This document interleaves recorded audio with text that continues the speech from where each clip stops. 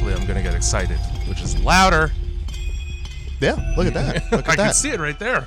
Right there on the whatever kind of graph you would call that. This is a noise graph. It's just a noise graph. That's the scientific term.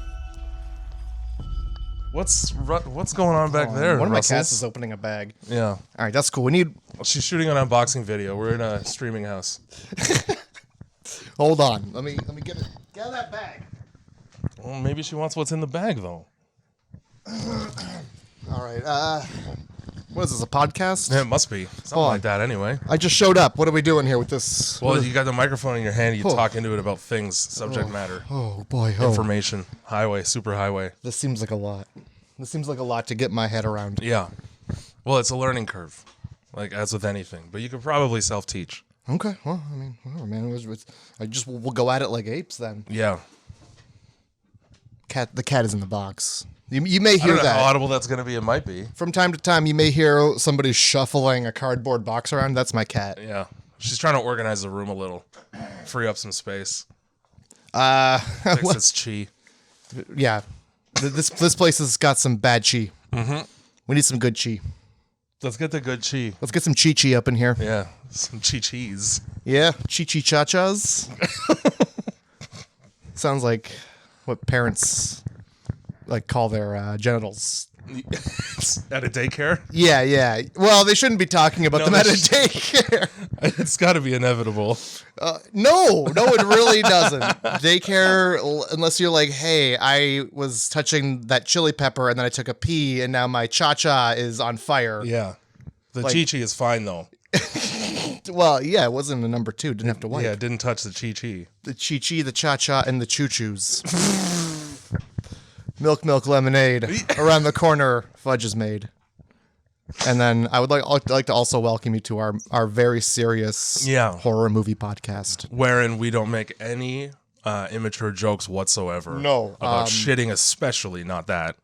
And we certainly wouldn't take up the first 3 minutes of the podcast to discuss various Yeah. parts of the body and In foreign languages. such It's got illicit to be a detail. language somewhere.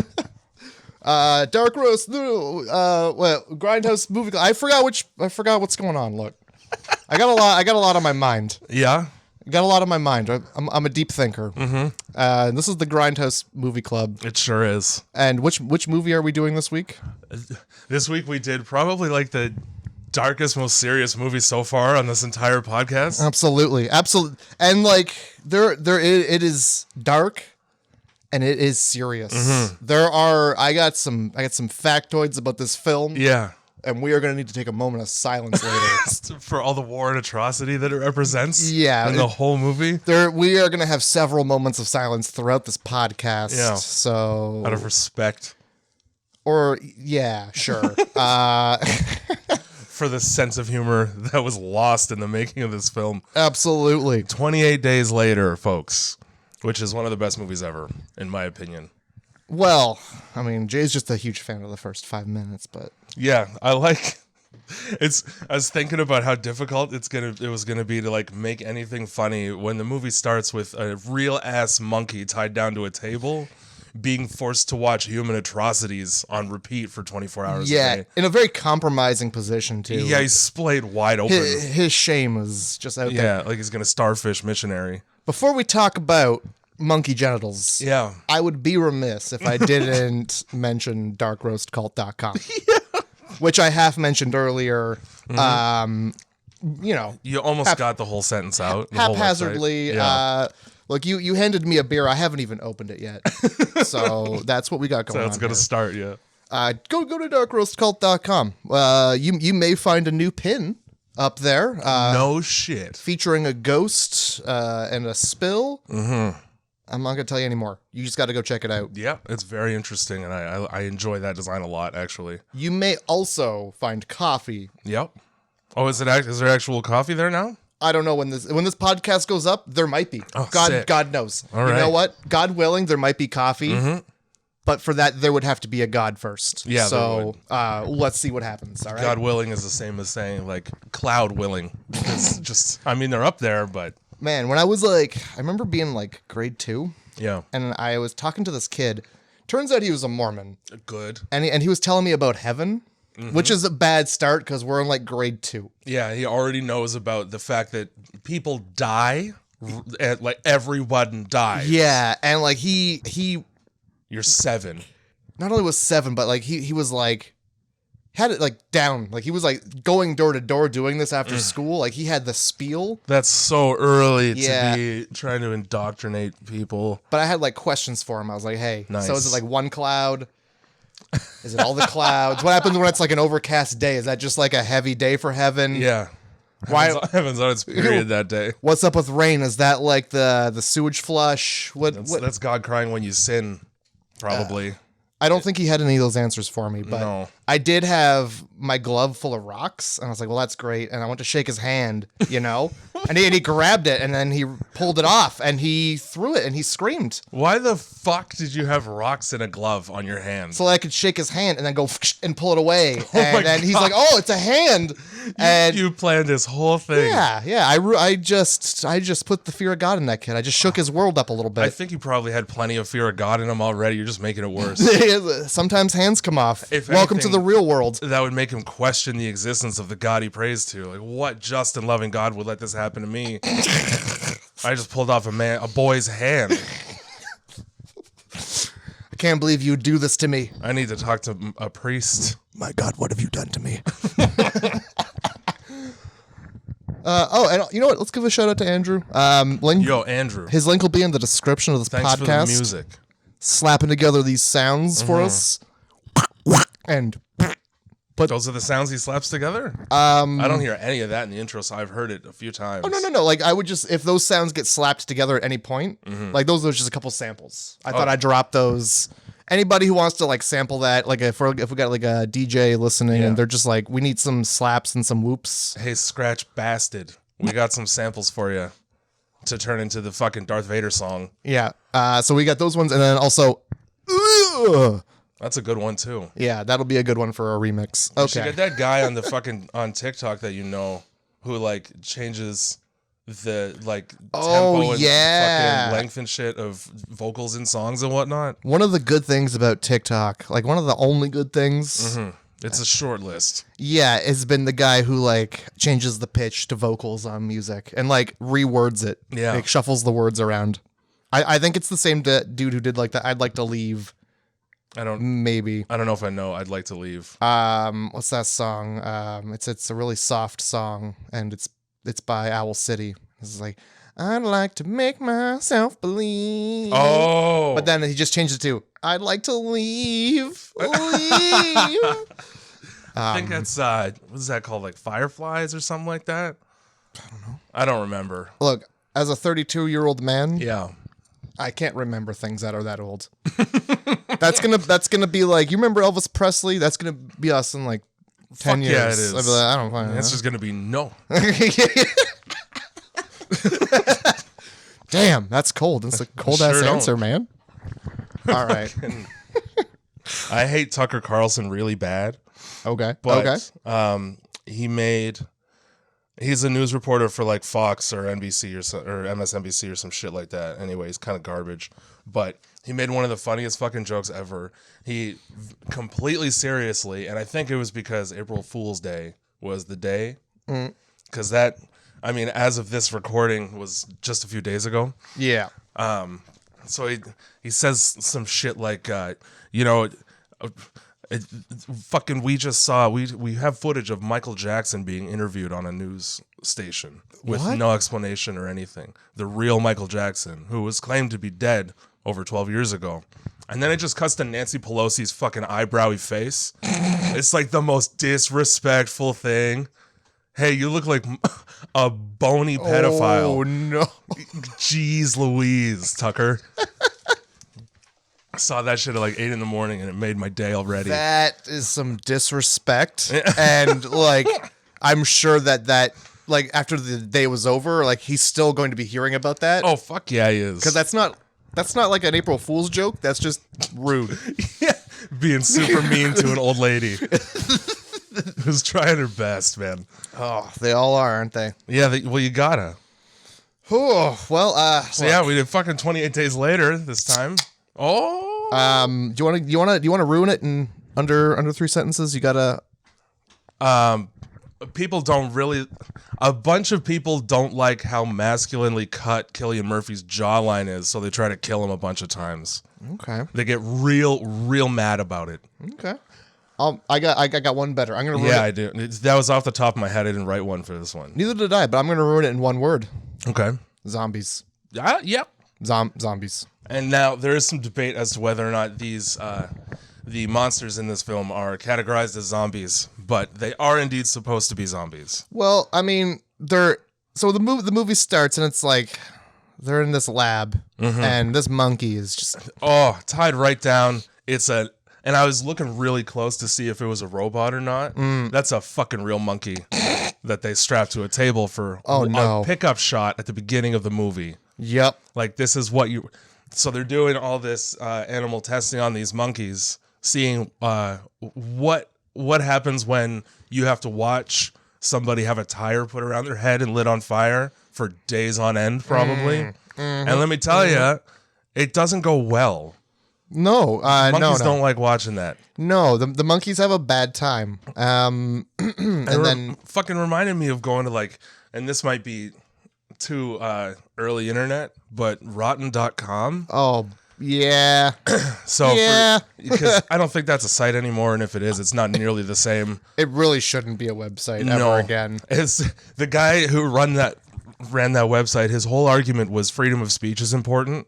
So here's a bunch of pictures and footage of dead people and people dying because I should be able to. That's some free speech right there. Yeah, that's the freest speech. So yeah, and then you'll wonder why the ATF, is it the ATF? No, ALF. I don't remember. AC/DC? Animal Liberation Front, I think. Hell's is Bells? Yeah, that. Oh yeah. You're talking about the Clit Commander. Yeah, that's perfect. You're talking about the Clit because that's all I could think about. He commands it.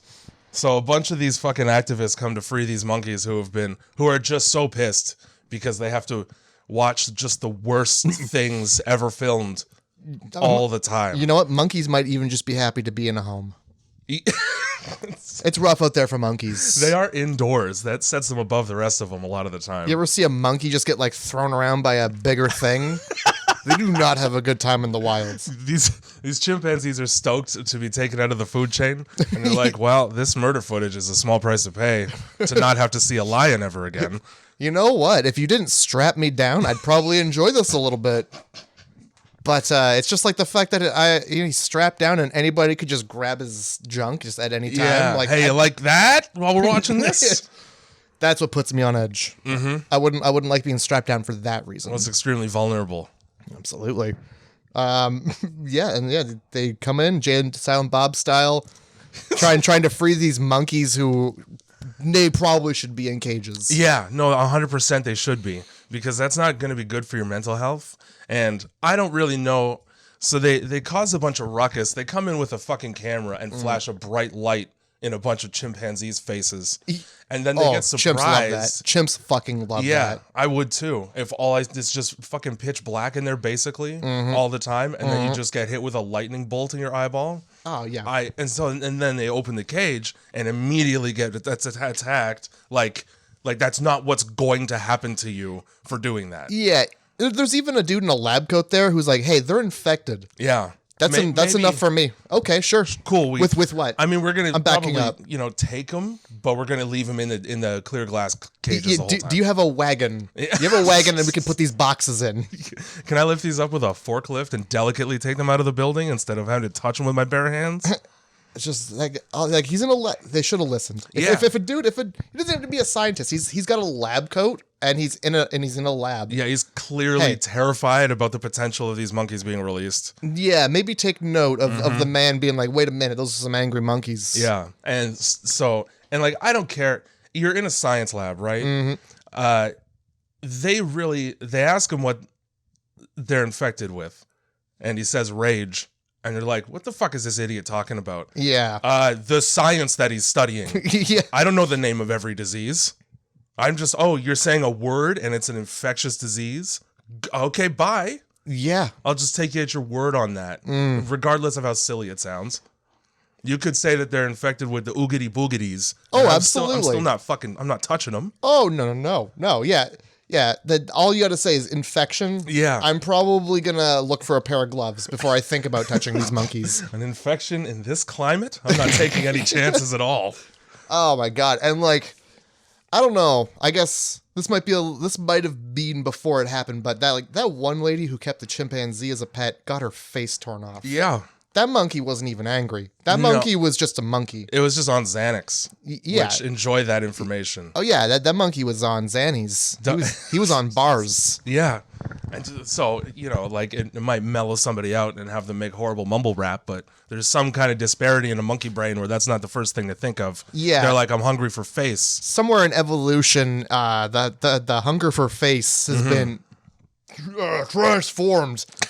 I was like hunger for burgers? Because that's what people are. People aren't generally hungry for face, is my point. Well, I was just thinking, like, it gives them the urge to mumble, Yeah.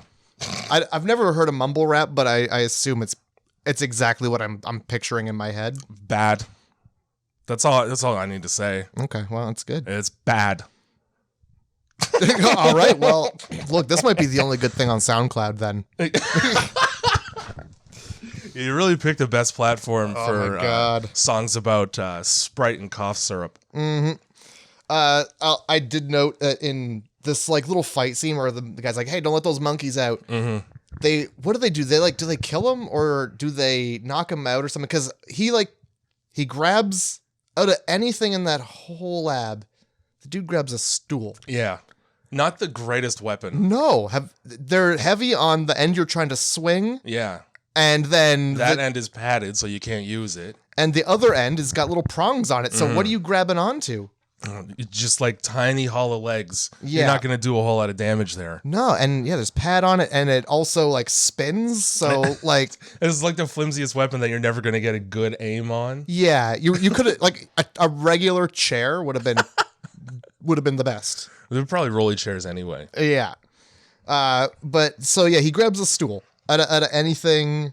Mm-hmm. But they let the monkey out, and then the lady just opens the cage and is just like looks at the monkey like, oh, here it comes. Arms outstretched as if, this monkey's really excited about a hug. Yeah, as if every monkey she'd seen had just been like Curious George up until this point. He's like, oh, dude, he's just curious about this. Come on, friend. I should have brought my yellow hat.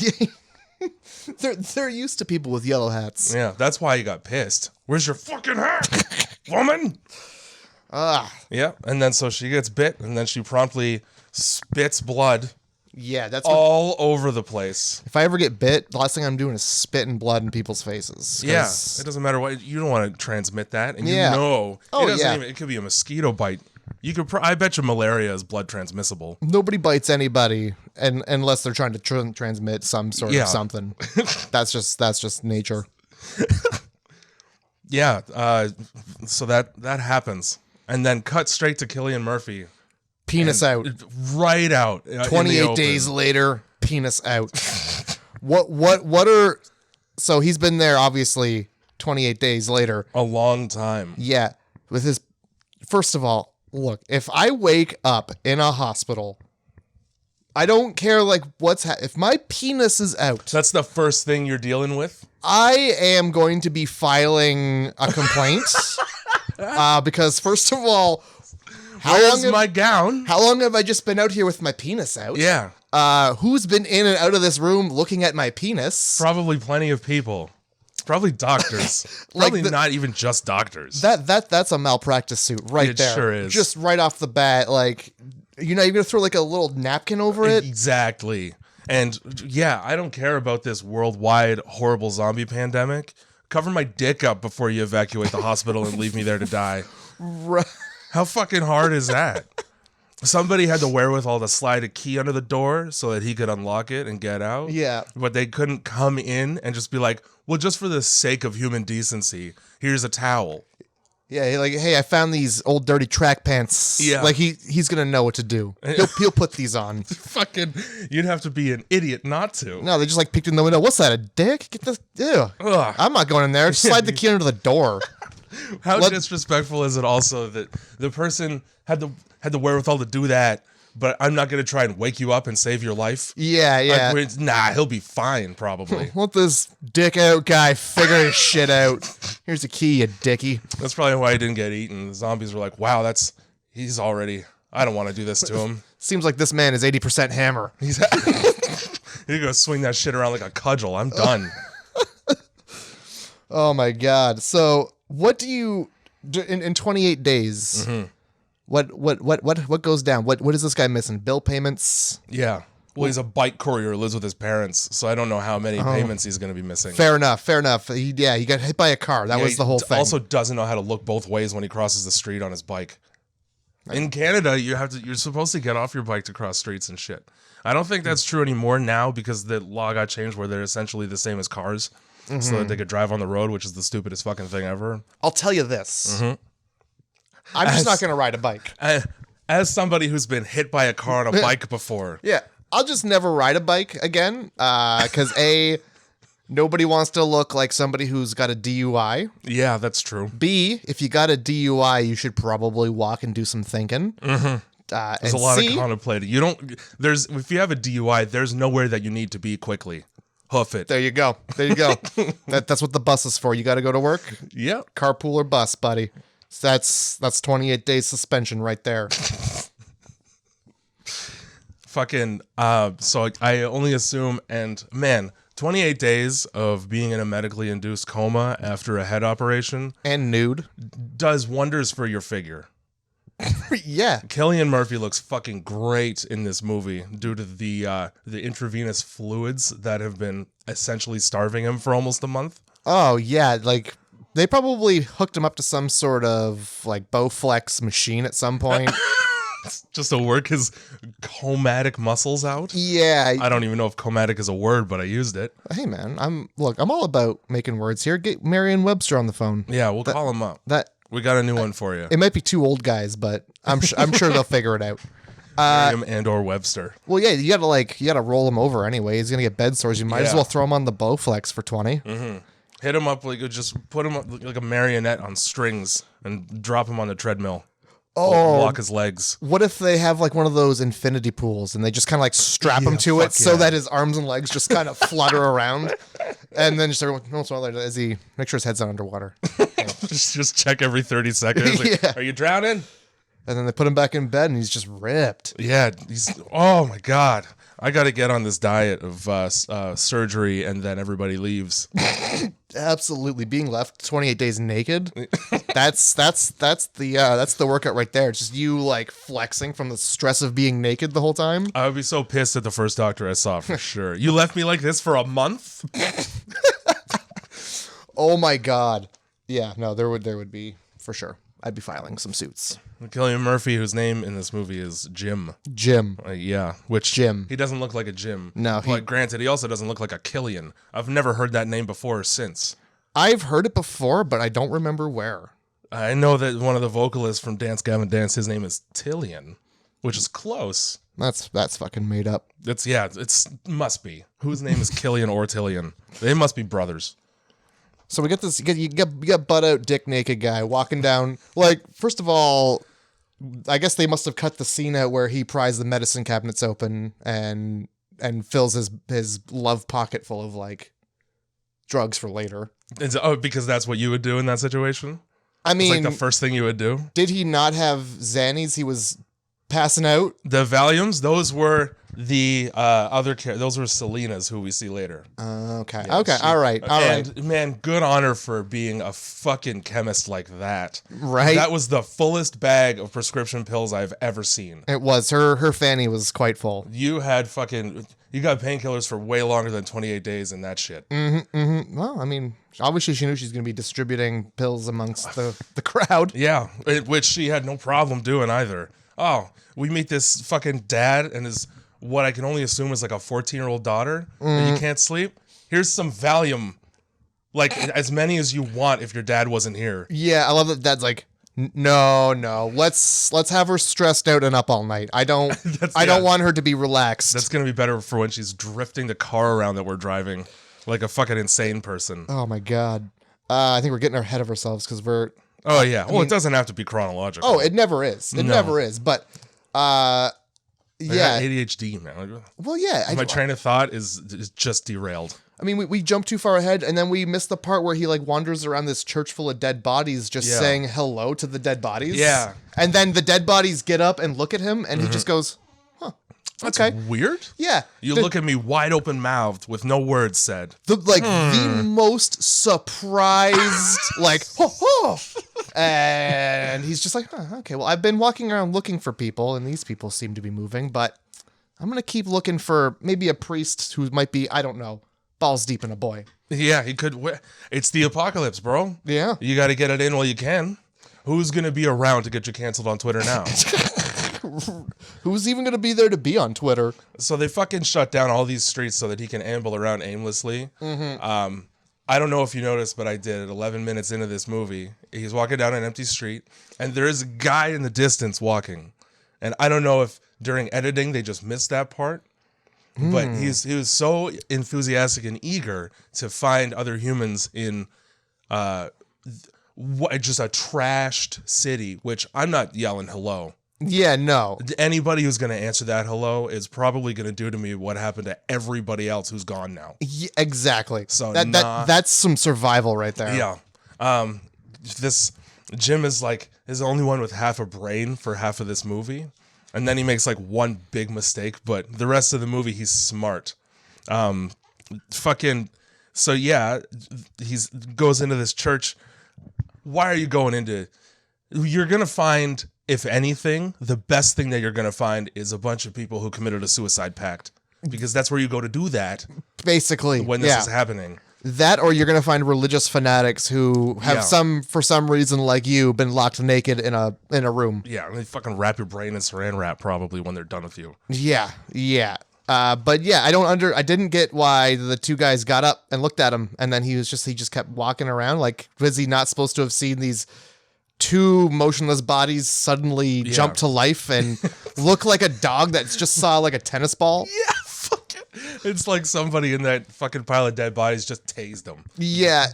Yeah, they wake up. They fucking shuffle to life and look like two golden retrievers who are like finally seeing their owners all day.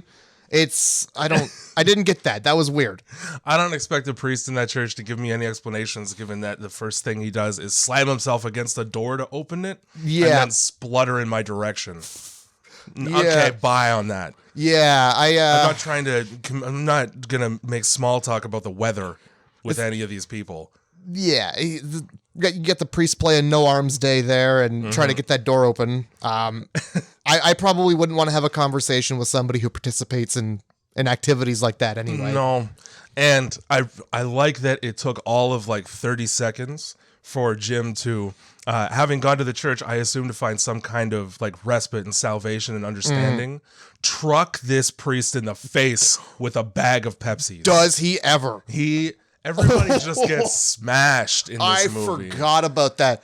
It reminded me of a story that I was told in high school. Okay. A friend's dad went to prison, and while he was in prison, he fashioned himself a sock full of locks. Oh, okay. Did a similar thing to a gentleman. Oh boy! But that's the first thing I thought of was like, yeah, he definitely has like a sack full of old Pepsis that he just wallops this priest with. Which is the only useful thing to do with those Pepsis in that situation. They're old as fuck. And then also, I mean, it's like a Twinkie where it lasts forever. But with that being said, you're waking up super dehydrated, as clearly evidenced by the fact that the first thing he does is just chug one and spill it all over himself. Yeah, that dude's sticky forever now. Yeah, no clean clothes to be seen anywhere. Even if you showered, it's like, did I really? Pepsi syrup. And that's not going to help you quench your thirst. No. Find a bubbly. Absolutely. You got a vending machine right there and got fucking soda water in that shit? And like, even if that, like, just maybe save a couple of Pepsis for later, find some water. Like, yeah, there's got to be some around. Who wakes up and chugs a Pepsi first thing in the morning? People who have a very long day ahead of them. Look, if you're listening to this podcast and the first thing you do is chug a Pepsi in the morning, hit us up, grindhousemovieclub@gmail.com. I want to know why. I want to know your reasoning and what. And it's fucking why. Yeah. Like, I understand maybe having a water first, but come on now. What the fuck? You heard? Okay, good. I thought Yeah, and you're not hallucinating. There was like a truck honking or something out there. it sounded like a maritime boat passing through a lock. What the fuck was that? I didn't know that you lived next to the Welland Canal. I hope the microphone picked that up. That was that's my my It did tugboat. sound like a fucking foghorn. Yeah, whose truck has that? Skipped over the part where, as he's walking through this city trying to find people, he passes like a 9/11 wall of missing people. Oh, he does. Pictures. And he picks up a postcard, and somebody's written a fucking Bible verse on it, which is like the rudest thing to do. Yeah, it is. To a missing person's wall. Oh my God. You might as well just like walk up to the family of these missing people and be like, they deserved it. Nah, how about some Jesus? Yeah, that'll help How you. about some Jesus? It's like that's like drinking bottled water in front of an African refugee. The Bible isn't going to solve the problem I'm having when my son's missing. Absolutely. I'm not going to bother reading No. because I'm looking for my son. Yeah, I have way more important things to do than save my own soul here. Like the whole Bible, too long did not read. Yeah, it's like a fucking Lord of the Rings novel. I don't know why. Mormons used to hang around my old apartment building and they'd like pass them out and I'm like, for real? Like, you don't have this condensed into a sheet for me that I can just put in a garbage as soon as I go around the corner? They do, and people get into my building and put them in the elevator all the time. This is why you don't need to live in an apartment building. Oh my God. If you're not the most religious, invasive there's and no annoying need to shit. live in an apartment building.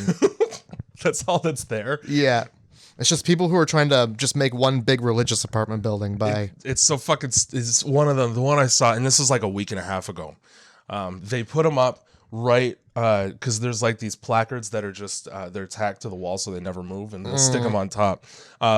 The back side of it has all of this shit about like getting your life saved and repenting. But the front is a math problem. It's like, what's 10 plus 290 plus 2002 plus 185? And then you flip it around and it's like, the answer is Jesus. I think mathematicians would argue. I don't know. What'd you go to school for there? If the answer's Jesus for you. Oh my God. Oh my God. So I thought it was a suicide pact at first in that church, but I did some reading about it, and apparently that's just like a place to store dead bodies for people who believe in God. Yeah. As if like proximity to the stained glass that it catapults you up into heaven as opposed to the long walk up the steps. I figured it was more like some priest is going to bless this. Yeah. Here you go, Tommy. Sprinkling holy water around from the balcony. Like, I hope I get everyone. Here you go, Fada. Just hook it up to the to the like the fire extinguisher sprayers. There you go. Just bless them all. Just kiss the fire alarm before you pull it. Oh my God, the Father, the Son, and the Holy Spirit. So I think we can all agree lighting zombies on fire, you're just making the problem worse. Yeah, you're making it like an area of effect problem as opposed to a very localized, like mouth-related one. Exactly. And like, because zombies, I don't know if anybody's noticed this, they don't care if they're on fire. No, they don't give a shit. They're hungry for meat. And you know what? Fire, it's just not going to get in their way. I'm sorry. I could put food out for my cat and then kick her in the face, and she'll forget because there's food out. That's how much zombies care about being on fire.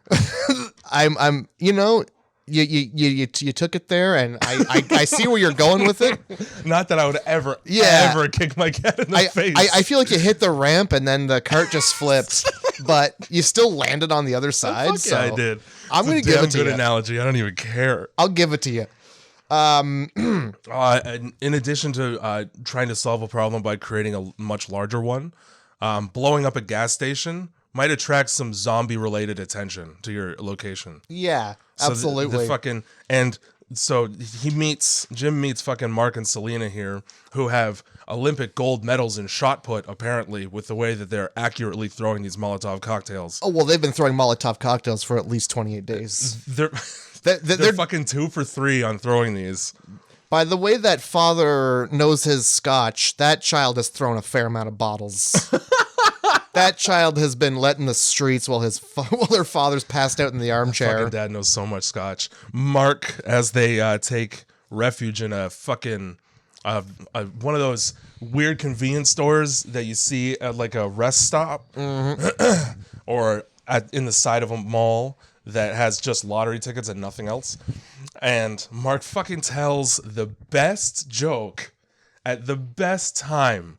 Like you just got through running for your life, literally. Yeah. And then he tells a joke about a fucking guy and a giraffe walking into a bar. What was that joke? A guy walks into a bar with a giraffe. They both get pissed drunk.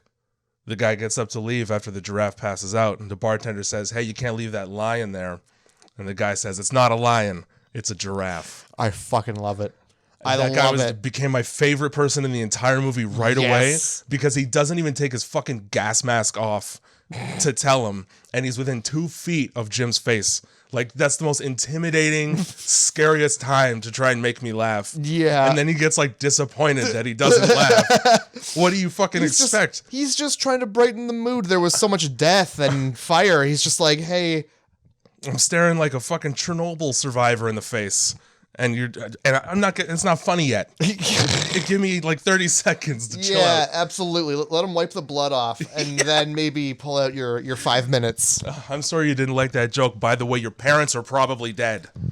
Oh, they are. He just goes right into that, too. Yeah. All of our parents are dead, and so are yours, I bet. Well, he finds out. Next time, laugh at the fucking joke. If I'm ever in like an apocalypse situation and somebody tells me I'm gonna laugh because I don't want that. I don't want that tough love. I don't want that. These are the two kinds that you get here. It's either tough love or humor or the worst thing you could ever say to a person. You know what? It wasn't even that bad of a joke, to be honest. It was a fucking sick joke. I wrote down the joke. Yeah. But I also watched this movie like last week. Mm-hmm. So I forgot what the joke was. So I'm really glad you remembered. I used to tell it all the time, but I would like fuck it up a little bit by introducing the concept of the lion like way too early into it. So I was like, as I was telling it now, I was like, okay, don't fuck it up because it's a good one. They try to get him to eat Maltesers. Yeah. Which are just the shitty British version of Whoppers. You know what? They're not bad. They're all right. They're okay. I looked it up because I couldn't remember. I haven't seen a Whopper in years. I haven't seen a Malteser in a long time. They used to come in little bags around Halloween, but that's like the last time I saw a Malteser. I was never teased by it, to be honest. It was never my first choice. You never got your mall teased by it? Yeah, I never got my malt off in these teasers. But I was just like, they're just crunchy chocolate balls. Apparently in 2020, they were the most popular British candy in the world. So enjoy that. Sure. Okay. I just looked at it. Not in this fucking house.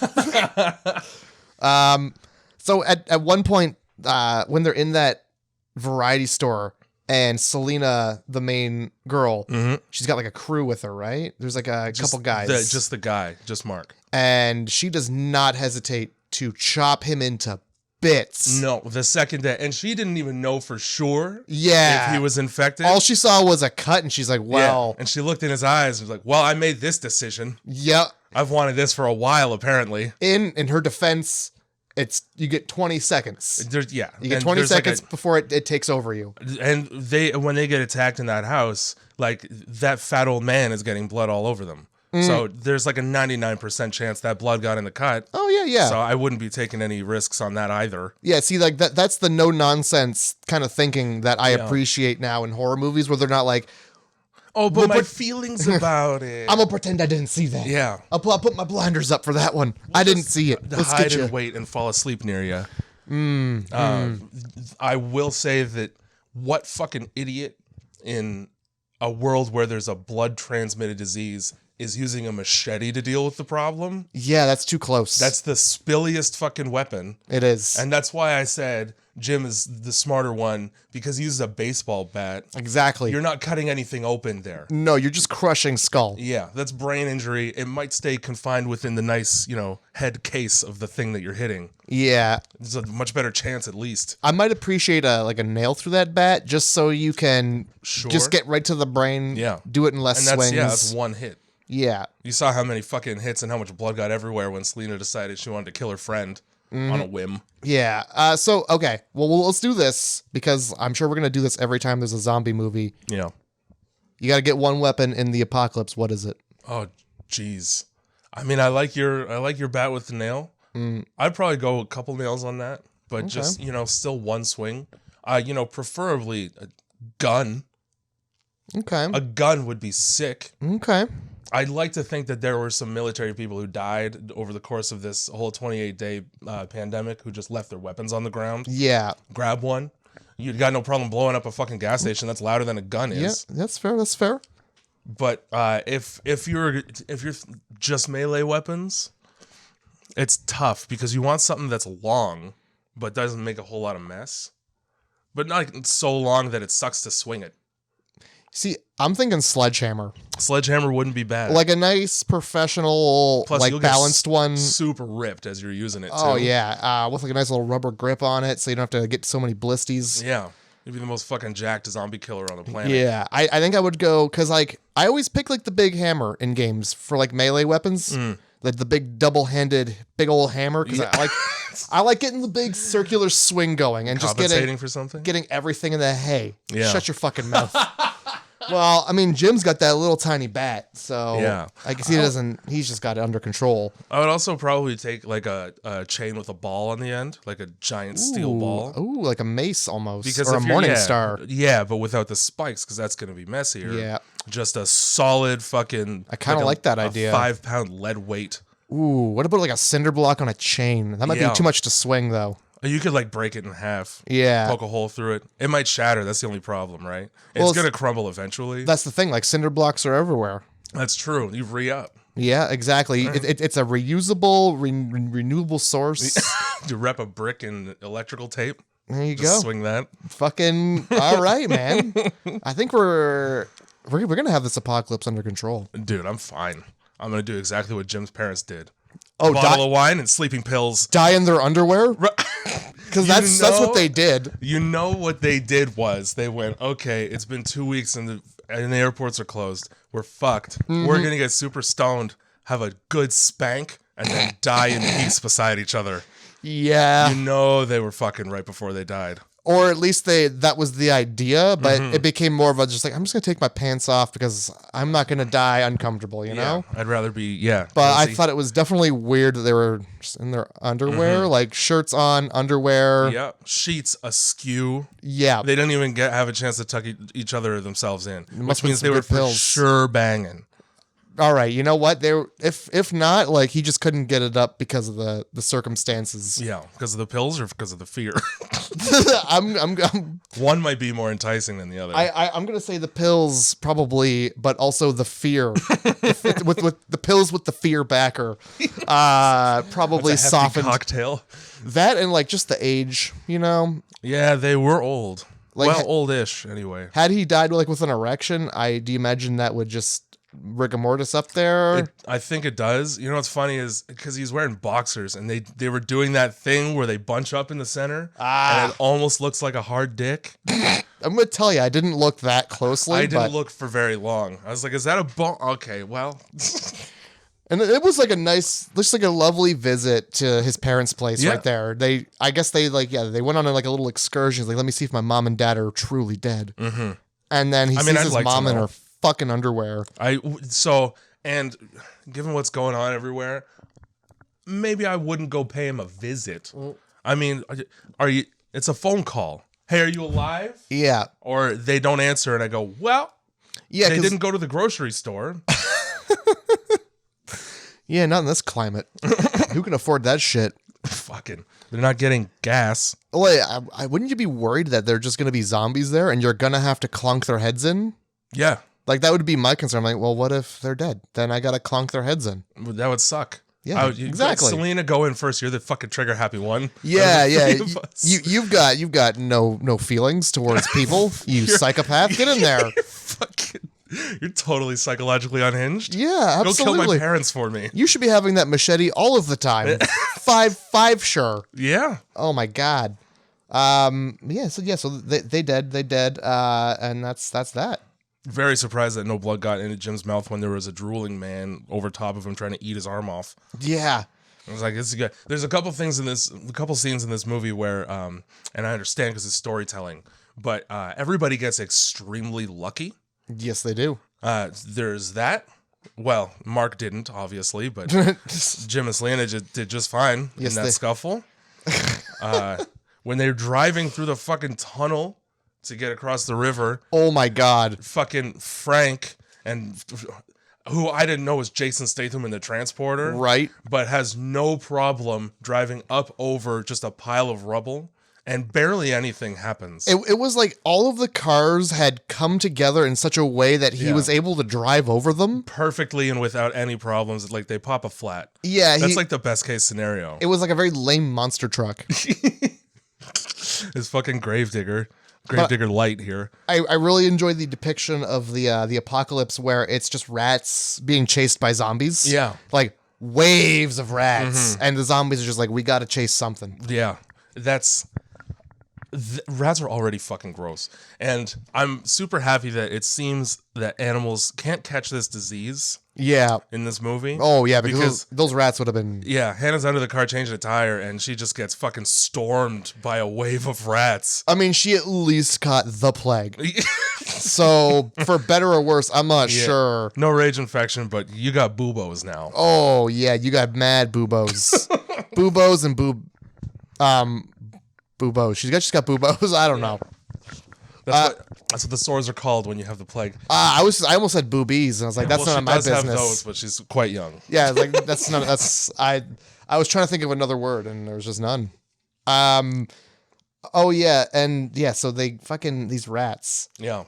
Before that, it's important to note there were two rules when Jim gets saved initially. One was never go anywhere alone, and the other was never travel at night. It took all of a day for Selena to be like, fuck it, we're traveling at night now. Wow, and he didn't put up much of a fight, did he? No.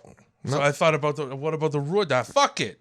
We got a car. It's only the loudest thing in the world. Even before they run into fucking Frank and Hannah in that apartment building, they go there at night. It's fucking nighttime. Oh, they're yeah, just walking around. Yeah. What? Just ignore the rules that you set out. Just yeah. I guess I'll just trust your judgment on that one. And also they go up to that apartment building. That's where they meet the father and the daughter, and then they do a little celebration.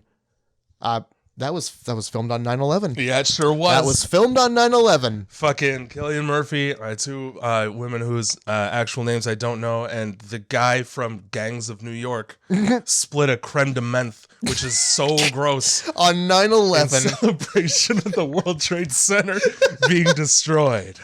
Oh, good. That's still fresh, and they're like, all right, and take two. And fucking who made this? David Fincher, I think, directed this movie. Maybe. I guess he did an interview where he said it felt peculiar to shoot that scene on this day. Yeah, but hey, you got to do scheduled. It was filmed in succession. It was all chronological. Entirely digital handycams. That's 6 of them, which is so sick to me because that was like one of the first actual film cameras that or video cameras that I got. Yeah. Those were classic. I still got my tapes around here somewhere. Yep. And that's the only reason why they were able to shut down as much of the city as they did for all these scenes, because they could set up and knock down whole scenes really quick because it's just 6 guys. Like, okay, open the viewfinder. Yeah. Okay, action. All right, peace. They got a shot of him like walking in front of Big Ben. Yeah. Wasn't it? I thought I heard, and I didn't get a chance to actually check the trivia section, but like, didn't they just like shoot that in the morning before cars were drove? Like, because they couldn't get the permission. They just So they had, when they blew up that gas station, they didn't notify the authorities by mistake. So they were just like, oh fuck, and a bunch of cops showed up. So they would have the police shut down sections of the road at a time, super early in the morning. And then they would ask people to take a different route around so that they could still shoot without there being anybody. Yeah. And they were like, well, this is going to piss people off to be like, well, you can't drive here for an hour. So they would take the hottest people on set and have them go up to these strangers and be like, hey, can you just go a different way?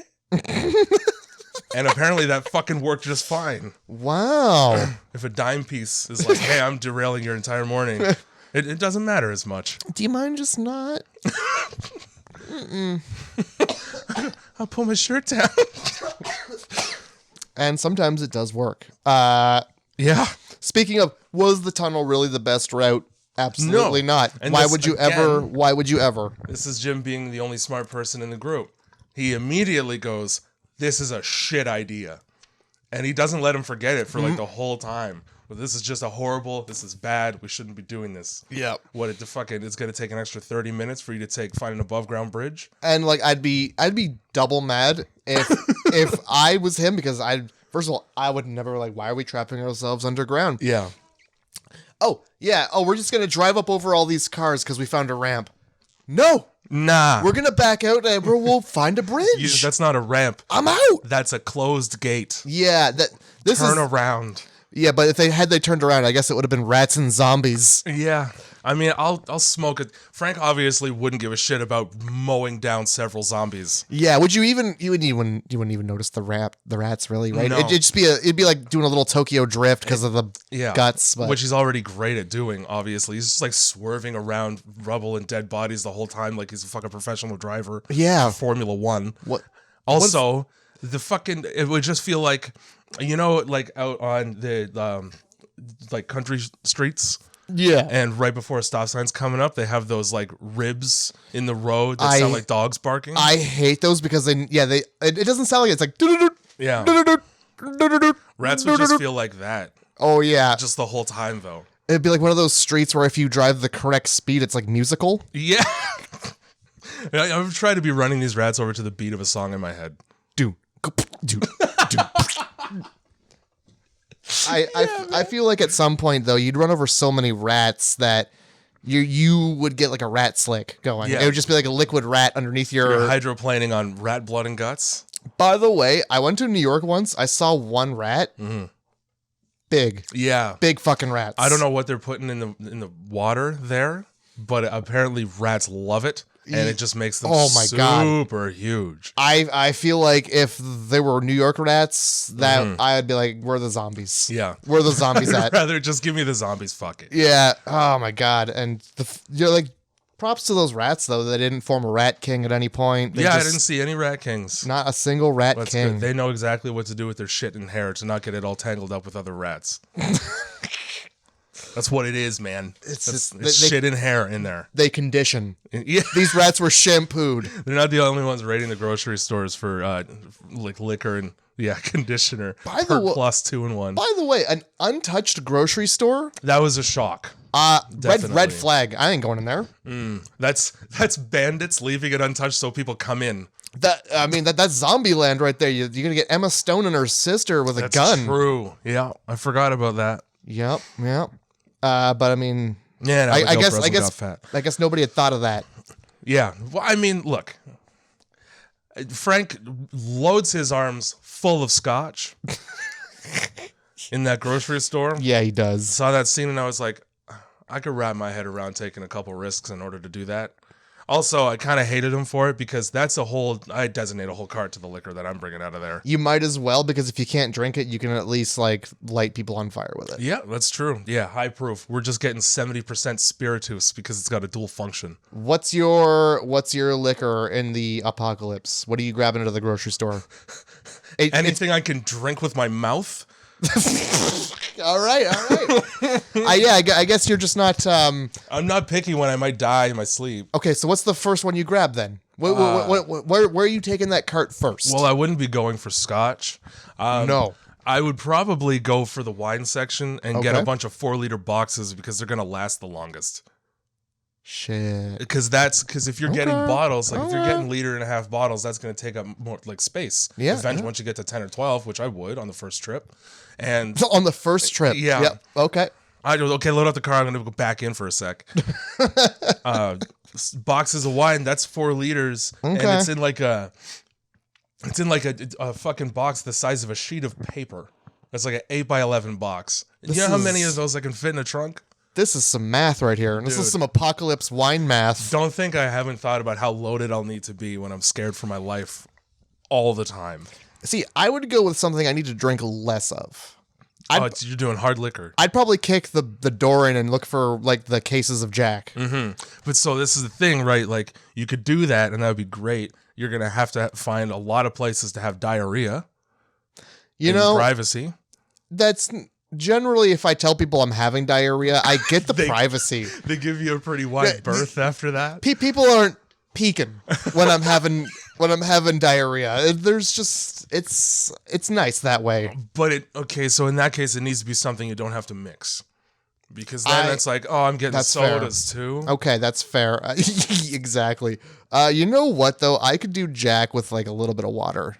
Just as I could wrap my head around vodka straight. I'm gonna get sick of it eventually, and it's gonna rot your teeth right out. I don't think I could do that. I don't think I could do vodka. I haven't been able to really drink like dark liquors heavily because they just that's a 2-day hangover for me at my age. Okay. So I just don't do it all that often.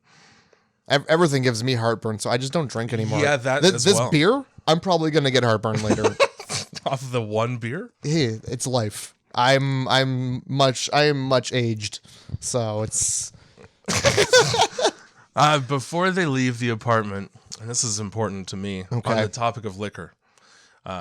One major plot hole for me, the drunk, is he's got all these fucking buckets to catch rain on the roof of the building.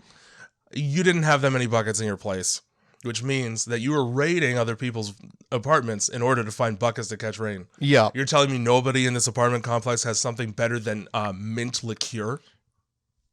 God damn it. Do better. God damn it, Jay. He goes, it's not much, but it's something.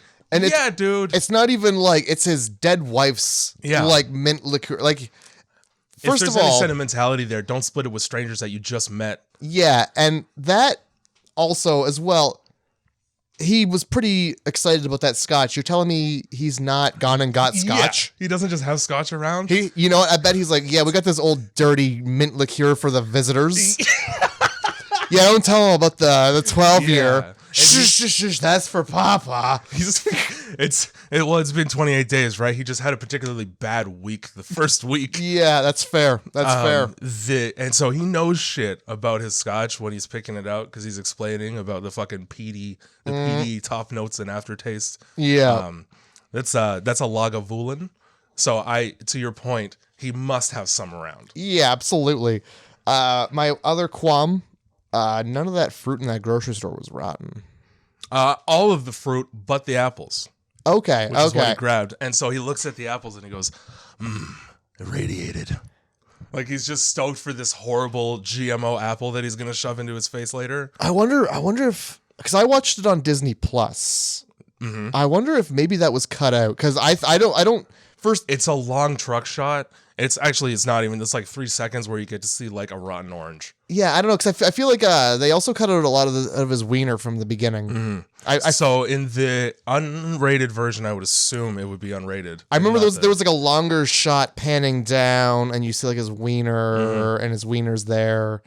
But like in this scene, it's just like, oh, he's laying on the table. There's his wiener, and he sits up. Okay, so you do get to see him sit up. There is also a shot of him looking through the window in the back, so we might have ended up seeing the same version of the movie. Maybe. And it's just back nuts. Oh yeah, there's a lot of back nuts. I don't know. David Fincher really likes Cillian Murphy's ass. There's a couple scenes where you get to see him just ass naked. There's a couple like angles where just like nobody looks good, and it's like an angle where you can see your nuts. Yeah. Any angle where your nuts can be seen, it's not a good angle to be shot from. I'm sorry. No, especially from the back. Yeah, nobody. You're right, especially from the back. I got fucking love handles the size of a flank steak, and there's no angle where I look good naked. Well, here's the thing: like from the back too, you're also gonna see Heaven's Gate, so it's not like you get the double bogey on that one. Yeah. I'm not waiting for that comment. All right. So yeah, there's a lot of them just like wandering around asking hello, and nobody's answering, and then they get to like. Oh yeah, do we even say like why they're traveling? We just started ripping on everything. They hear a recorded message about the key to salvation is here or something. First of all, I could tell you right on the balcony listening to that somebody's going to get raped if I go there. Whoa. Well, yeah, that's the thing. You never know. That's why key to salvation. Yeah, the word salvation. It's either rape or it's poison Kool-Aid. Yeah, absolutely. that like as soon as you use the word salvation, cult. All right, so it's a cult. So it's a cult. It's a cult with a radio. Great. No worries. Yeah, let's not go there. Clearly, it's a shortwave radio, which is even worse because then it means like it's a fucking probably backwoods hillbilly cult with no electricity. Oh yeah, I might as well just stay here and just be thirsty because it's not raining. Yeah. We'll ignore the cult who is asking for people to come and visit for their salvation. And this is why I'm pissed at Hannah, because the three adults here get into an argument where it seems like it's settled that it's a bad idea to chase down this radio broadcast. Yeah. And then she has a naive and pure monologue that changes everyone's mind. And she almost gets raped for it. That's what happens. Look, I kind of stopped writing notes as soon as this movie started taking that weird turn. Yeah. I got a couple things to say about that whole the Soldiers Gone Bad thing, because it's in a lot of movies. There's another zombie movie called Severed that it's in. I don't know what it is about. It's only been a month. We need to repopulate the planet whether you like it or not. Yeah, it's only been a month. Yeah, wait a little bit longer before throwing your morals about rape out the window. Get to know somebody. Make a fleshlight out of a rubber glove and a sponge. So here's the thing. It seemed like they had already, and it's been 28 days. They seems like they had done that and like just rubbed it raw, you know? They're over it. Yeah, like it's only been like because fucking after a month of this not puss, I'm sick of this. Well, the one guy is like he's like I found Gregory with a gun in his mouth. Yeah, I haven't gotten a good nut in 28 days. I'm gonna kill myself. It's like, oh, these poor white boys. Oh, they can't get laid, so the first thing they do is turn the gun to their mouth. Not one of them is wearing a fedora, surprisingly. This is a great depiction of what it's like to, like, the end of the world and, like, a frat house survives. A frat house gets to rule the world? Yeah. This is Delta Phi land fuck plug. Good Lord. So yeah, they get to like this barricade, and I thought it was really funny that they're just like, "Hey, welcome to the barricade. Don't mind the dripping dead body." And the dad starts like making fun of this crow. Yeah, dude. And I gotta tell you, I don't fuck around with birds all that much. You shouldn't. Crows are really fucking like big assholes. They are. They really are. They're the worst. If you've ever been to Woodstock, I believe I've mentioned it on a podcast before, but they have the highest crow to human population in southwestern Ontario. God. In like 2014, they did a survey, and there's like 30,000 of them there. So much so that there's a guy that drives around with essentially a giant firecracker gun and just shoots it up into the air to scare them off. I love it. I can't remember his fucking name. I wish that was my job. But yeah, he didn't even need money. Oh, he's a vigilante. Yeah. That's great. He's like the Batman for crows that everybody hates because they're a nuisance. He's the guy who's seen the birds too many times. He's like, well, I know what this is about. Yeah. It's time to put a stop to this. That's a firework gun, by the way. It's all good. It makes sense. Absolutely. They get to that fucking barricade, and the first thing the fucking Frank does immediately is put his open eye in the direction of a dripping dead body from the sky. I thought, yeah, absolutely. You deserve to have... By the way, the precision on that dead body's blood spray... Yeah. Right into your eyeball with one drop. Mm-hmm. Boom, headshot. And it's a one-hit kill right there. It really is. And like the odds of that drip hitting your eye... Yeah. So slim. Yeah, but like so unfortunate for him. They didn't bother to clean the body up. They just left it there to drip, which up top. So it's dripping on people. Yeah, that are coming through to follow the radio broadcast. Yeah, you're kind of screwing people over. You're kind of being it's a little bit of a bad host. Bad host right there. We're gonna wait until Frank gets infected in order to announce our presence and come out and save you. Yeah, absolutely. Yeah, they definitely. If they would have taken like 2 minutes to not and just like hurried it up. Yeah. Probably would have saved Frank. But yeah, the second he got a drip in the fucking bushes and they're just watching like. Let's see how many people die first. Yeah. All right. Let's see if one of these guys is going to get that drip. We got him. All right. Guys. Spring into action. It's been a while since we've killed somebody. Let's do this. It's go time. Which, I mean, given their attitudes, may be intentional. Yeah. The more you think about it. I had a thought that I wasn't 100% sure that they were military. I Like- wrote that down too. They didn't seem very professional. No, but they did know the lingo. Yes. And they knew how to operate the military weapons. So, okay, so this is just like a rogue group of assholes in a company. Seems like they found some military uniforms and like stole the pins, basically. That was my impression. And the one guy got the most pins out of the raid, so he's now sir. Yeah, exactly. And the toothy guy with the least pins is now the kitchen bitch just forever. Yeah, well, he should have got more pins. He should have collected more pins from the dead bodies. And he makes shitty eggs. Oh, well, he didn't make shitty eggs. The eggs were shitty before he made them. They did look pretty tasty, to be honest. First of all, if I sit down to eat and you pull a thing off a lid and like, oh, it's omelets. There's like 10 of us. Yeah. That better be a giant fucking omelet. You made omelets. And they're like there's not even anything in them. I didn't see a single onion or green pepper in those. No. It's like the blandest omelet ever. It's not an omelet if you just scramble eggs and fold them. That's not an omelet. An omelet has to have things in it. Yeah. No, that's just an egg book. And after watching Dave England do the vomit omelet, I can't. I can't do omelets anymore. I like eggs. I just don't eat them very often. I like eggs. I just don't care for thinking about vomit while I eat them, I guess. Because like the chunks of pepper. You don't have much of an option on that. Yeah, well, I did that to myself. Well, it's just like he says when he finds out that they're bad, that he knew. He's like, just put more salt on that shit. It'll cover up the vomit taste in your head. Yeah, that would be something a fucking Chad would say too. Yo, bro, just if it tastes shitty, just throw some salt on them. Yeah. Yeah, I made these shitty eggs. I thought we'd just throw some salt on them. Yeah, bro, I just found these shit eggs down there next to the butt plugs, bro. Next to the butt plugs. Thought I'd paddle these up our ass, but maybe we'll just cook them for the guests. Yeah, we want them to feel like they're being wined and dined before we violate them horribly. Get them some of them cold beers that we keep next to the dirt. Yeah, that's just a castle full of Chads. Frank would fit right in the way that he's pawning off the shittiest liquor in his house on people. Oh, yeah, he would. Too bad he didn't make it that far. No, he would have fit right in. He probably would have. What with, his daughter being the piece de resistance there, the belle of the ball. Oh, his poor daughter almost gets a train run on her the first night that they're there, and so does fucking Selena and just everyone with a hole. Yeah, so this movie took a turn, and it was just kind of like a, holy moly, when are these guys gonna die? He just goes, I promised them women. Yeah. Great company leader. And to ensure that these are the guys that look up to you above everybody else in this horrible situation. And yet, not just put your dicks in whatever and don't care. It's not a professional promise. Is it going to make you happy? Cool. Yeah, for 5 minutes, and then you're going to need something else to put your dick in. Given how long it's been since they banged, it'd probably be like 30 seconds. Yeah.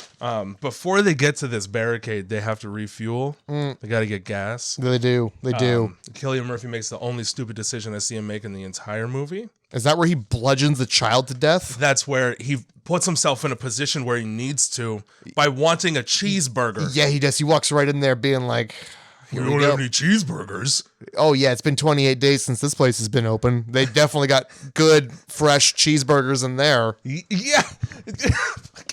There's no way there's an edible patty in that entire diner. And then he just goes in there. He's like, I'm going to bludgeon something to death. Yeah. Well, he gets fucking jumped by the quietest child on Earth when it's running. Oh, yeah, and he doesn't even check to see if it's not a zombie. He just bludgeons that thing to death. Pins it right down and hits it with a bat well. And then tells nobody like a psychopath.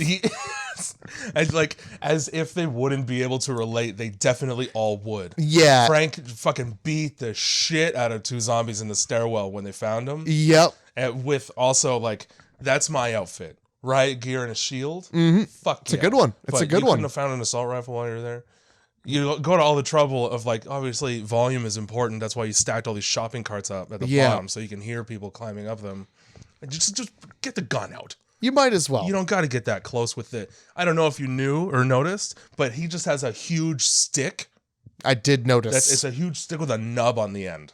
Well, that guy's a fucking Neanderthal, and it's so amazing. It is. I mean, the fact that he made it that far, into the 28 days, he knows with how to wield that shit. He's with either a lead anchor of a daughter the whole time too. You know she's not helpful. No.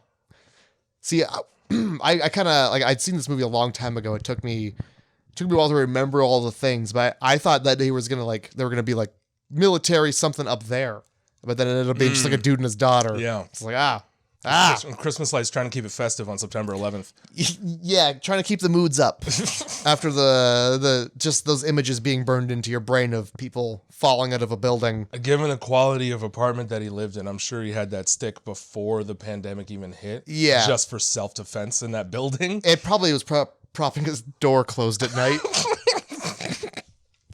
Good Lord. So yeah, they're in this castle of Chads, and they have like this zombie, this guy who got bit, and they just were like, let's see how long it takes him to die. Yeah, this poor man chained by his neck in the same section where they hang the fucking wet laundry to dry. I don't know why did they trust the zombie to not get blood on the clean laundry? The first thing you do when you get infected is vomit blood. Yeah. Uncontrollably. Hey, these are the whites, buddy. What's your fucking detergent bill like? You just go outside to pull the sheets down, like, well, start up the washing machine, I guess. Well, look, this just speaks to the fact that it's just a castle of frat people Yeah. fucking whatever, I'm surprised man. they even hung the fucking laundry up in the first place. I'm instead surprised of just throwing it on the floor. Yeah, I'm surprised the laundry was done. I'm surprised it just wasn't left on the bed. He's trying to keep his fucking general suit pressed. Yeah, like, I'm a guy. I know what it's like. Laundry is not always the first thing, and no, with the way these guys live, I feel like the laundry was not the first thing on their mind. No. So they're like, yeah, put it up there, and then they're like, well, where are we gonna keep the zombie? You couldn't have found. It's a whole castle. Like, find a better spot for him. Find a better spot for the laundry. Put him in a room. Yeah, keep him in a room. That works too. Yep. You obviously have no problem changing people to radiators like you did with the Scottish guy. Yeah. For trying to be a nice guy. Yeah, that was a weird jail they put that guy in. They bust his face for trying to stop rape from happening. Yeah, poor Killian. Yeah. Yeah, there was like there were him weird and the fucking Scottish dude, the only one with a head on his shoulders. Well, here's the thing. They were killing. He tries to rescue these guys. The guy's name's Jim. I keep calling him by his real name. That's fine. So Jim tries to rescue the girls from these Chads, and while he's doing this, he's like, "Come on, we got to go." Yeah. How about calling a little bit of attention to yourself? How about tiptoe? How about, hey, we gotta go. And like bad times. At this point in the movie, I don't remember if they have dresses on yet or not. No, they don't. Okay, then never mind. I was just gonna be like, regardless, at some point they're forced to put on dresses, which you're just gonna rip them off anyway. You fucking ape. Yeah. So why bother? Yeah, they're old, weird, like Victorian gowns too. They're like ball gowns. At the beginning of this fucking, and just because of how old this place is, of course you're gonna have a Roman statue in the front. Mm-hmm. This statue is of somebody in Trojan history who was like, "Hey man, I don't trust this fucking horse." Because they bring the Trojan horse in, and then it's full of soldiers who kill everybody. Yeah. So it's like a horrible foreshadowing. Like, this is supposed to be a refuge with all these people that are going to protect you from the zombies now. And you see that statue? I don't trust any face I see in this place now. There you go. I don't trust any, especially not soldiers. Oh my God. Yeah, no, to be honest, if I walked into a building and it was all men, I probably wouldn't trust any of them. I'd be like, oh, a bunch of dudes? A bunch of dudes and not a woman in sight for their own good? What are y'all doing? What goes on here at night? I'm out. A bunch of white guys? Peace. Yeah. I'm out. I'll risk the zombies. At least there's some diversity there. Yeah, you guys should really let everybody know on that radio broadcast. There's one black soldier in this company. Yes. They don't give him bullets. Oh my God. He's just cowering in a corner with no fucking bullets in his gun. And he has like a chair, and then Killy pulls the chair away from him, and he's just laying there. Yeah. They didn't know how to treat the one player. They don't fucking care about him. He's the fodder. Oh, God. And worth noting as well, the other black soldier is a zombie chained up in the backyard. Oh my God. So I was like, oh, okay. I saw that fucking black zombie, and I was like, okay, I'm really going to pay attention to the racial tones here for a second. Yeah, it's probably pretty important. So fucking one of the guys, I'm going to have the black one. Oh my God. Yeah, I had a cringe at that sentence. Yeah. There was something. Oh yeah, fucking the pill bag that this chick Selena has and how huge it is, and she's just willing to dole out Valium while you're camping outside. I don't know how many painkillers that make me sleep I'm gonna take when I'm outside in the middle of nowhere. Yeah. And there's zombies around. I don't care about your horses galloping, and I might want to keep my wits about me a little. Yeah, yeah. Give one to the Hannah, the daughter. She's not going to be defending herself well anyway. Well, she gets a couple during this film. Yeah. She gets right towards the end. Something about Valium turns this chick into a fucking stone cold bitch too. Yeah, it does. She has no remorse for anything. They find that one guy like in the back of the car, and she just backs it up to the zombies. Yeah, so that he can get sucked out of it like a vacuum in space. Oh, he does. Also, like when they're gearing up after they capture Scottish guy and Jim, they take him out to the woods to shoot him and leave him in the body pile. Yeah. Something the fucking egg cook should have stayed in the goddamn kitchen because he doesn't know how to handle his weapon at all and just fires it off. Yeah. Distracts everybody. And then Killian gets away by hiding in the bodies. Which is real smart. Really smart. Only because the soldiers are fucking stupid. Yeah. They come back and just shoot up the body pile. That's the first thing I'm doing. How far can this guy run with his hands bound? You're right. To be honest, I would definitely scan the body pile to look for him. That's the first. The only mildly shirtless guy in the whole thing? Oh, you mean the only living thing in that pile of bodies? Yeah, with the green shirt. The dude covering his face and cowering? Oh, yeah, there he is. Oh, good. Bop, bop. I like that that's all it took. Like, him being marched out into this pile to be murdered so that he doesn't stand in the way of these hillbillies doing whatever they want. Yeah. To women. Yeah. To defenseless women. So they march him out to this pile, and then he becomes Rambo. He fucking right away Takes two seconds of like looking. You're just looking down the barrel of a gun, and all of a sudden, Rambo. He gets knocked down while they're walking, and then he stands up and just stares the dude pointing a gun in his face right in his eyes. Yeah. And it's like at that moment you're like, oh, I fucked up here. Yeah. Whoops. I had better kill this man. Yeah, and it was like all of his training had just kicked right in. The fucking Russian sleeper activation word is whoops. I fired the gun by mistake. That'd be the worst sleeper agent, by the way. Whoops. It's like you drop a plate. Whoops. And just knife right through the heart. Immediately. One shot. But yeah, there was a really good shot where it was somebody looking for him, and it was like in the rain. It was a real Rambo shot because it like pans by this truck and it goes from one side to the other. Yeah. And in the middle, he's just like he's pressed standing up against there it. quiet with just the most silent intensity. It doesn't slow down. It just pans right over him. And then you see like a guy and he's waiting for him. So, first of all, before this, the infected come out of the woods and try to attack this the heavily defended base. Yeah, because he cranks on the alarm. That's afterward. But the scene during dinner as well. Yes. And so all the soldiers, and this is where I thought, okay, they must be military because they like went into form right away. Yeah. So maybe they have some training. Either way, they're scumbags. They probably only survived because they killed everybody else in the company. Yeah, that's the kind of feeling I got. They were just. Oh, you're not interested in raping? Well, we're gonna take you out to the body pile then. So get interested in it. It was like a mutiny, I think they call it. Yeah. I didn't know zombies loved the smell of eggs. It happens right after the eggs get revealed. And then it's like 10 zombies come out. They just fucking love eggs. They smell that eggy goodness, that sulfury eggy goodness, and they just come howling. Yeah. Before they get marched out to be slaughtered, Jim and the Scottish guy have a conversation where the Scottish guy brings up the idea that it's just the UK that's quarantined. Yes, it was like an island or whatever. Yeah. Earlier in the movie, Selena says that she heard a news story about there being infection in Paris and New York, but it was just a news story. So in the universe of this movie, which one would you rather believe? That the entire world just closed the gate to your country and left you there? Or that it's all over the entire world? Oh, I would be hoping it's all over the entire world. Because fuck you for doing this to me. Yeah. I feel like the distance between like like England and like what's across the English Channel, I don't think it's that far. No, it's not. I believe it's France. Yeah, I feel like if you needed to swim there, it might take you the afternoon. But fucking God, Jim's ripped. Yeah. And these guys have soldier training. I'm sure they could swim that far. I think there's somebody who's tried to do that before and they promptly drowned.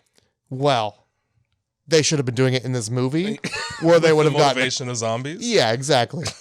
I gotta stay alive because he's zombies. So if they are zombies, though, that also they could be underwater. That is true. Although the zombies in this movie die of starvation. Okay, different. It's a different zombie. I don't think they're reanimated.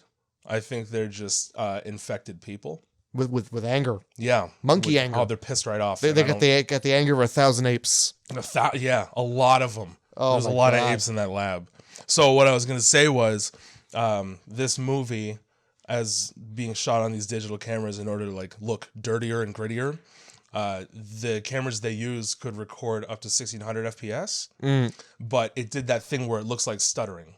Yeah. So all the zombies shots where they're being chased by fucking zombies or there's like zombies in a scene, he cranked the FPS up on purpose in order to make it look like that. Okay. And then when Cillian Murphy escapes and he comes back to fuck shit up, he did the same thing for those scenes for him. Interesting. In order to sort of tie the two together. Okay. That's all. Just a fucking technical thing that I find awesome. Yeah, no, that's interesting. I thought the whole thing just kind of looked like an episode of Doctor Who.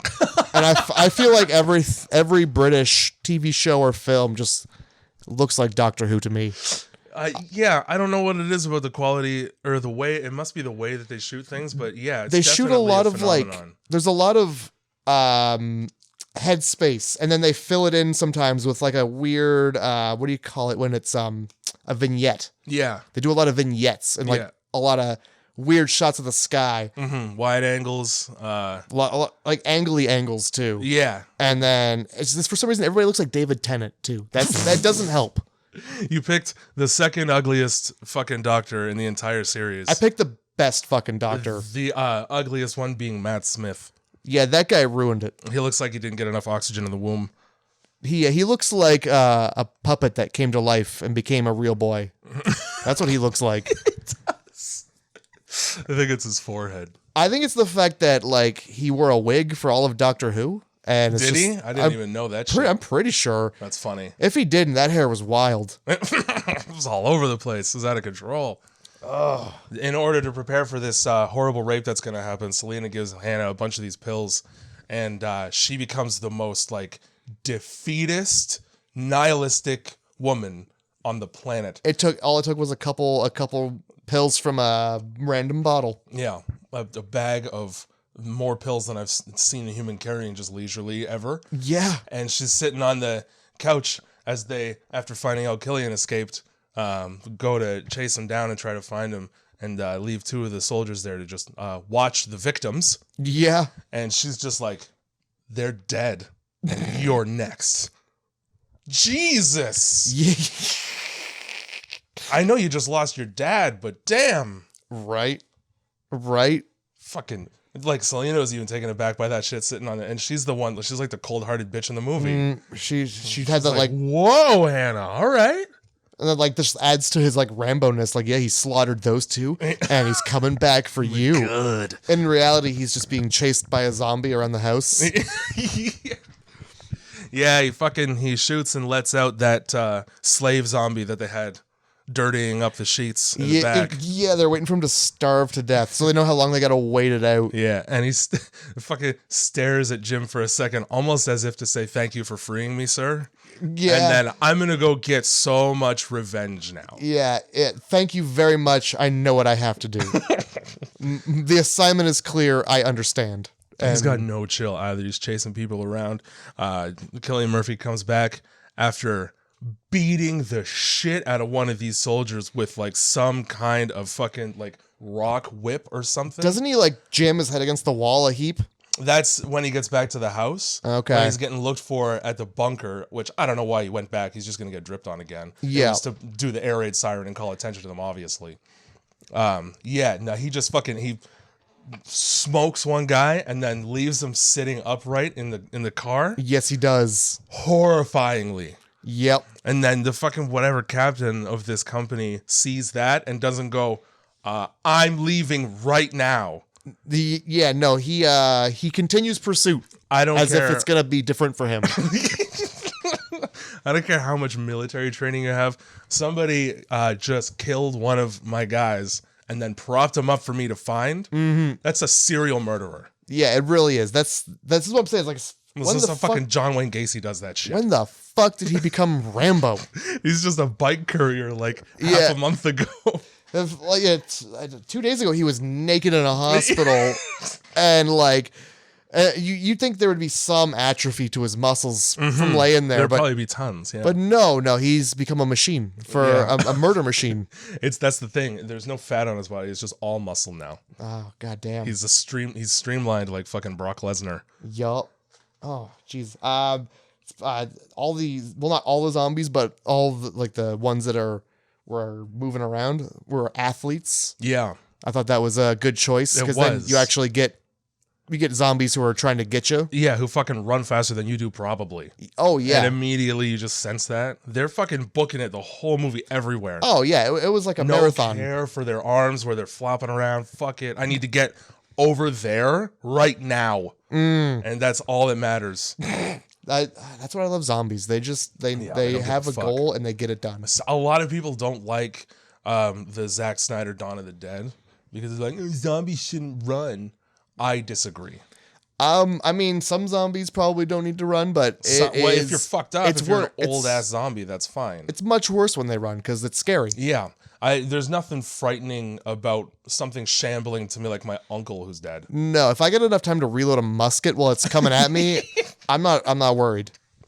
I get fucking. If I can't hit it with the first musket shot, hold on. Oh, no problem. Hold my muzzle. You can reload an entire M60 in the time it takes for them to get to you.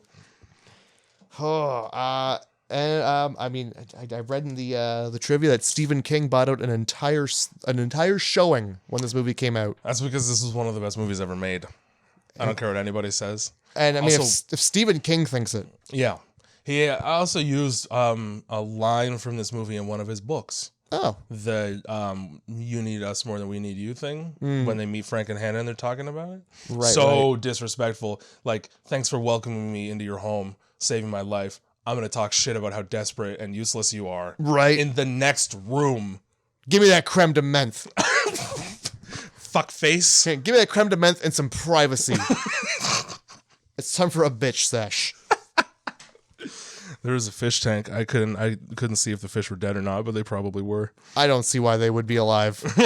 As soon as the apocalypse happens, I'm not caring for fish. No, I'm not feeding that thing. Sorry, you ended up in this for flaky food. Fuck it. Yeah, for real.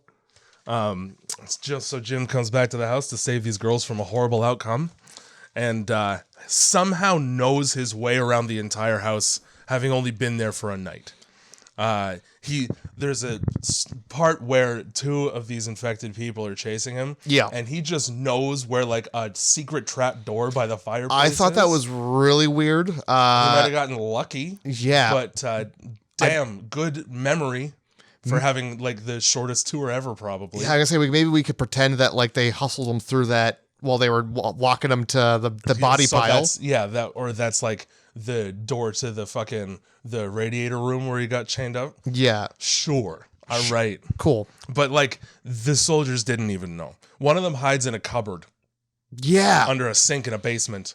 Yeah. Why are you going into the basement when you're being chased by zombies? That's a dead end. Number one. You really shouldn't be in a building when you're being chased by zombies. No, get out of there, out into the open where running is easier. Yeah. Yeah. You don't got to take like 14 90-degree turns to get from one side of this fucking mansion to another. I wouldn't mind living there. A lot of upkeep on the lawn, though. Well, not really. It's more of a minefield. I wouldn't. There's a shot where the zombies are running up that thing and one steps on a mine and blows up and promptly lands on another mine and blows up. The fucking best game of Fall Guys ever. Oh my God. Yeah, no, I wouldn't be dealing with the lawn. The lawn would be probably pits. mows itself with all the explosions anyway. Exactly, yeah. So you're fine there. The lawn's a write-off. Fucking Hannah can't handle her opiates.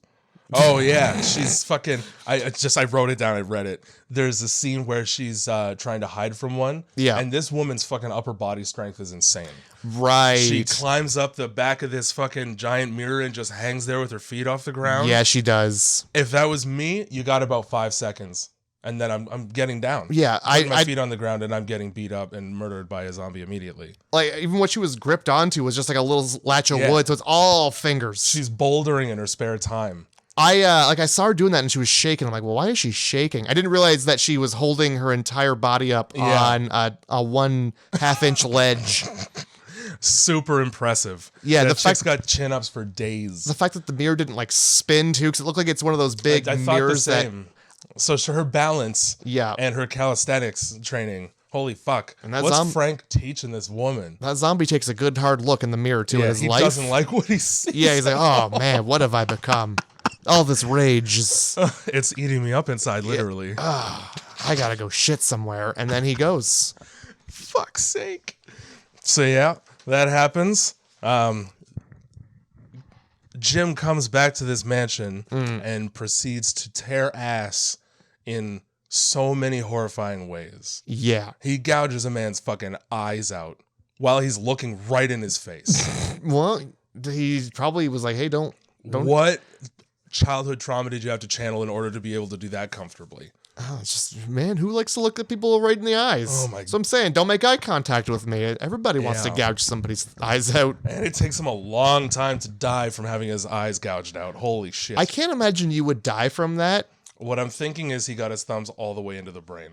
Okay, well, that would probably do a I admire his commitment. Yeah. Because Jesus. Do you think he felt that? And was like, ooh, brain, whoops. Oh, brain. And he's probably like, brain, good. Let me get in some of there. Yeah, absolutely.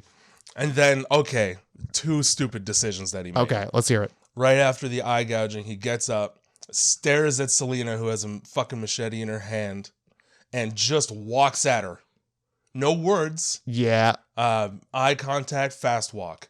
As if he's a zombie. That's how you get your fucking head cut off. And thank God she hesitates for a second because of her feelings. Because that's 9 times out of 10 you can't stop that. Machetes are heavy.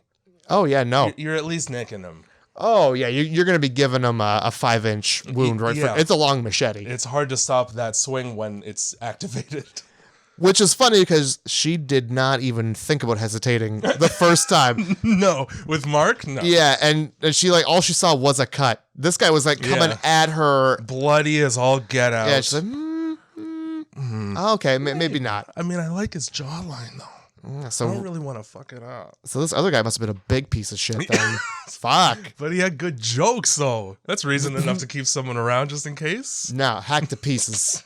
Hacked to pieces. And then he's such a dick. He's like, that was longer than a heartbeat, which is how long she said it would take for her to kill him at the beginning of the movie. Yeah. Oh, good. Jesus Christ. Try again. I guess you like me after all, huh? Well, I mean, I would hope so with the way their mouth touching each other. Yeah, they were, weren't they? Yeah. A lot. I wasn't expecting that. And then again, in just cold-hearted fashion, Hannah bottles him over the head. She's which he survives just fine. So good. But. That's what I'm saying. Like, she has a lot of experience with bottles. And having to take them away from people. Yeah. Yeah. Yeah, that too. I know how to hold this over my head like my dad should be finished drinking for the night. Oh, he's not? Well, I'm going to hit him with it then. Fucking Jim's brass balls to do that shit. Yeah, he could at least be like, hey, it's me, Jim. And then go in for a kiss. Easily be like, it's me, Jim. Yeah, because like, even you get in my face without telling me what's going on, headbutts coming your way. Yeah, at least that. Especially after I was almost, violated horribly by a group of men. It's the apocalypse. Don't get close to my face. Yeah. But also what you said. Communicable diseases, probably stay away from my face. What you said as well, though. It's a good time to have a 6-foot distance between people. Oh my God. Is it ever? They fucking try to escape in the car, and like you said earlier, fucking Captain Man comes back, plugs Cillian Murphy in the stomach once, which, I mean, in the time it took for him to be like, you killed my guys, and then raise the gun and fire, I could jump out of the way of that gun. I would probably see it coming for Yeah. sure. I would at least try and do like a little step to the side. I'm not standing right in full view of him with Yeah. an aiming distance as well. No. But he gets sucked out of the back of a car for his trouble. Good. Yeah, he probably should have hopped out of that vehicle. Yeah. Don't stay in the vehicle when there's zombies about anyway. I think it was a 2-door vehicle. Was it? It might have been, yeah. And then it's just like the seat forward thing. Oh, no, it was a 4-door vehicle, but it was like one of those British ones where the doors open separately. Oh. In like opposite directions. Oh. How unfortunate. Why do you guys have that? Again. Anybody in Britain, in the UK reading this, why do you have that? grindhousemovieclub@gmail.com. We want to know. Please tell me how that's more practical than having 2 doors that open out from the front. Fight us. Fight us. She got drift skill too, Hannah. I'm fucking drifting that car all over the gravel. Until a car accident. and car It accident. was a deliberate car accident. It doesn't count. All right, fine. I'll give you that. Yeah, man. Fucking Selena channels her inner medical training, which, I mean, that explains why she knows what the good pills are to put in a bag. Fair enough. Yeah, they were unlabeled. It was just it was literally a bag of just colored pills. But saves Jim's life in that hospital that they found somewhere. I don't know how they found it. Lucky, yeah, she luckily had that clean syringe full of clear liquid that Yeah. obviously was life. So on that note, the couple of things that happened where, I mean, Frank gets horribly unlucky by having a drop of blood hit him in the eyeball. Yeah. But there were a couple moments where people were just barely saved because like a zombie showed up or something. When Jim comes back, the guy that he ends up just pushing his eyes to the back of his skull remorselessly is about to commit an act of rape. Absolutely. He gets very close. And then Jim just happens to show up at the right time. Thank God. Yeah, I probably wouldn't have finished the movie had he not shown up. That would have been the end of the movie for me. Fucking, and then we have a very confusing conversation about where exactly the movie ends. Yeah. It didn't end at the rape? It did for me. Yeah, I'll tell you where it ended. It was as soon as he said, I promised them women. And then there some credits rolled and I went to bed. It was weird. They rolled in my head at least. As in, I'm done with this movie now. Yup.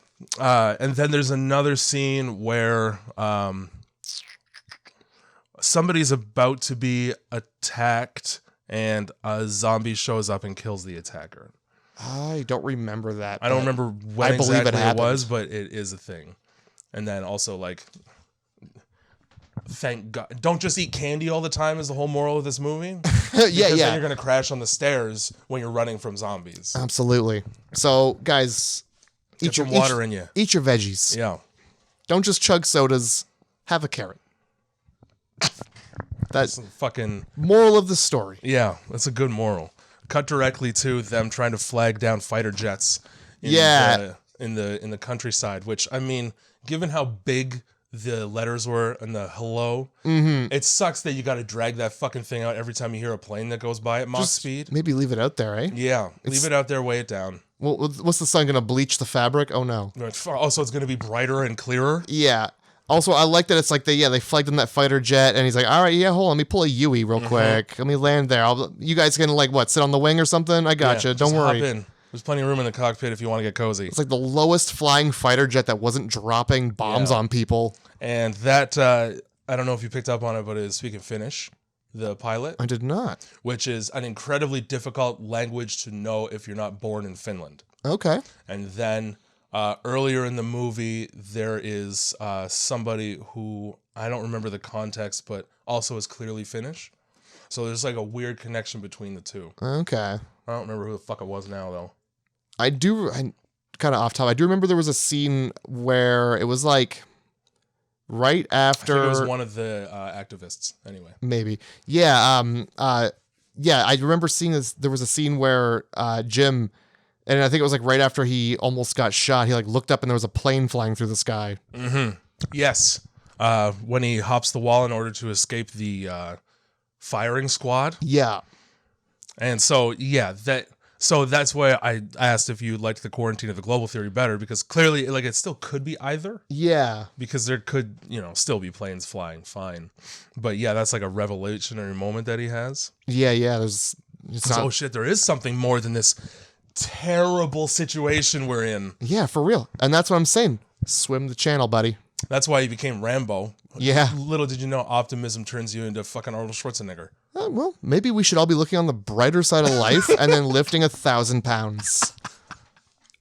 I'm gonna enter a strongman competition. I'm gonna see a motivational poster. I'm just like, oh yeah, I got this. Sick. Hang in there. I'm gonna thumb some eyes out and lift a pound. We got this. There should have been, you know, like the picture of the fucking, like the cat hanging off of the clothesline. Yeah. There should have been that poster on the wall in the room where Hannah was hiding behind the mirror. There you go. She just looks to the side and sees hanging there. And yeah. I knew it. I got this. You're right. Thank you, poster, for the strength. It's like Popeye taking spinach. Oh my god. Yeah. What did you think of the movie? You got a rating? I fucking love that movie. I'm giving that shit a 9 out of 10. 9 out of 10. Okay. The only reason why I lost points is because that stupid diner scene that made no sense. Yeah. Don't go in the Fair diner, enough. dickhead. Yeah. Who are you helping? Just for a cheeseburger? Really? You can't just make one? You got all those groceries. Yeah. Yeah. You know what? Like, honestly, Do portobello mushrooms instead. I'm still blown away that he thought there was going to be fresh burgers, anything in there. Do you think it's been stocked in the last 28 days? You've been naked. Take a look at the outside of the diner. Yeah. Everything in there is about as fresh as the outside of that diner. Yeah, look around you. If it's not beef jerky, you can't have it. Also, I kind of wish they would have killed and eaten one of the horses that they saw, because that would have been funny to me. I mean, that would have been a plan. Yeah. You probably would have been meat. Probably would have been a good plan. There's tons of meat right there for days. Yep. We don't even need to go to the bunker and one of us dies and we almost get molested. Yeah, likely you probably don't even ask permission. They're horses. Yeah, it'd be fine. You got a car, run one down. Yeah, exactly. Throw a saddle on it so it thinks it's, a regular horse, and then just horse it out, Yep. How about you? Okay. What would you rate this movie at and why? Well, you know what? For zombie movie, it was good, given that it was like before everything became zombies. Yeah.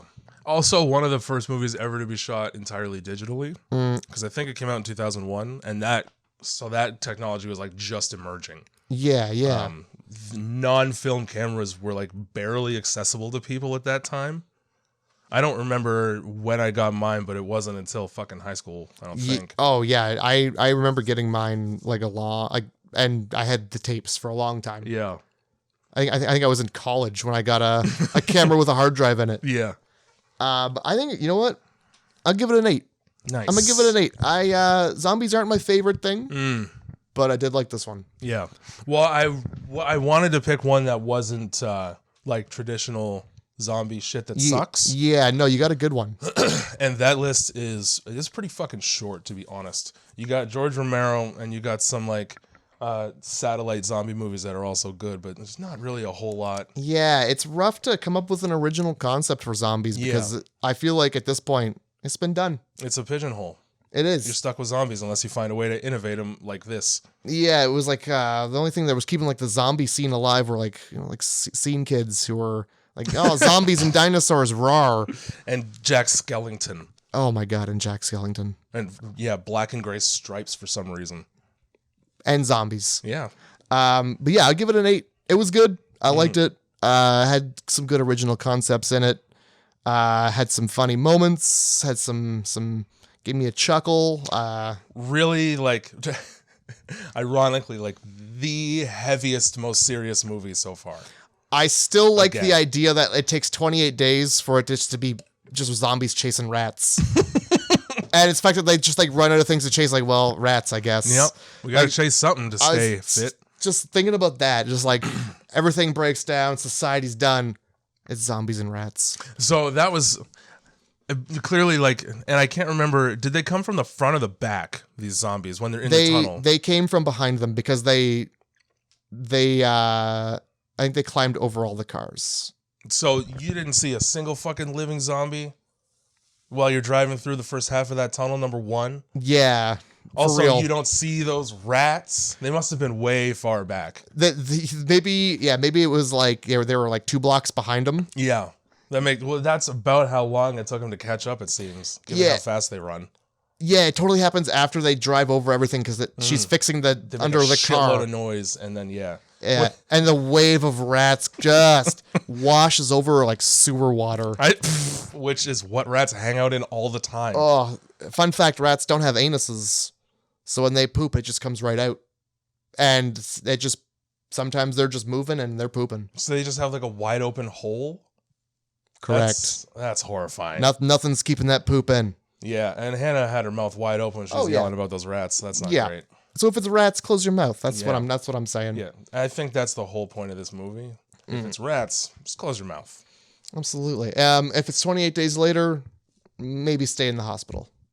The safest place, obviously. Yeah. You got fucking vending machines busted wide open. You're fine for a while. You were there for 28 days? Yeah. I think you last another 28. You'll be fine. You get told the fucking story about, I watched my fucking family get eaten alive at the airport and I trampled over hundreds of bodies under my feet. And hey, man, I'm going back to bed. Yeah, I'll be in the hospital. Peace. Where the good drugs are.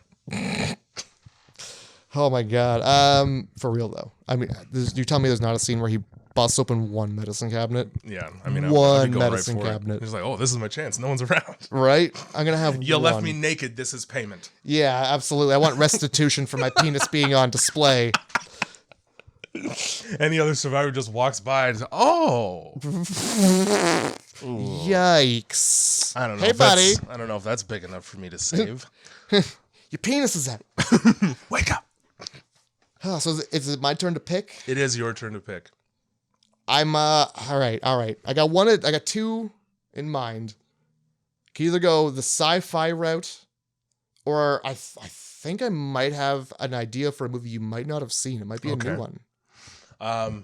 Regardless, what I'll say is, given the tone of this one, go with the one that's funnier.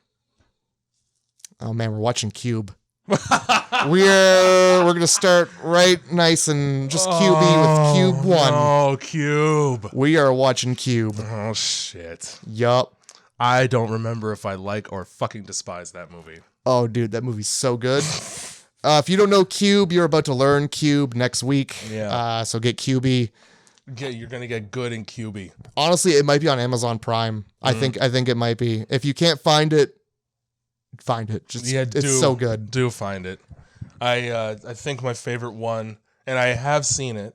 It's been quite a while, but my favorite one is probably the third in that series because there are 3. There are, and the third one, without getting into too much of the movie, a guy's skin falls off his bones while he's alive. It certainly does, and that's amazing to me. It's a great movie.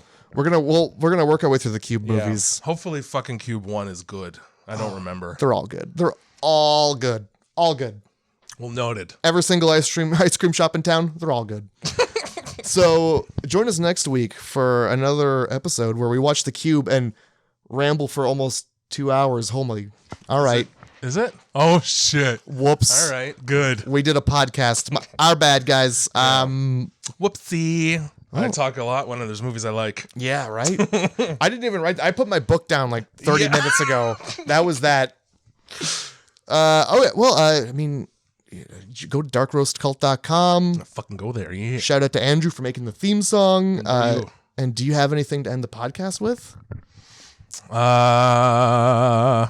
iTunes, Spotify, SoundCloud.